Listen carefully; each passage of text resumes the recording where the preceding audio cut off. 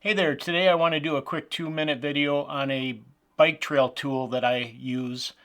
Real common, everybody has it on their computer and it's free is the best part, but it helps me plan our trips, our little day trips, my wife and I, when we are looking for trails and rail trails to ride our e-bikes on.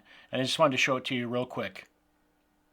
So this is the free bike trail tool I wanted to show you. Everybody has it on their computer already, and it looks familiar to you. I'm sure it's Google Maps.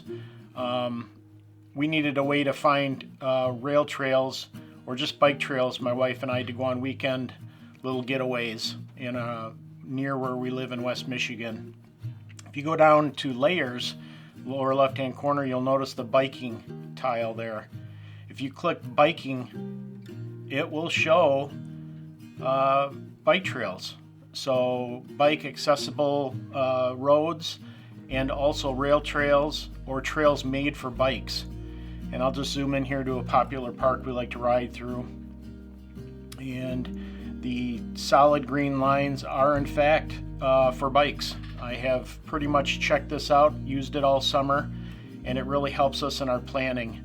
And then you can send your map to your phone if you want, take it with you on the go. So these are just some of the bike trails we go. This is a rail trail that goes through south of Grand Rapids, and it's highlighted green, shows you exactly where it's at, even shows you connecting trails.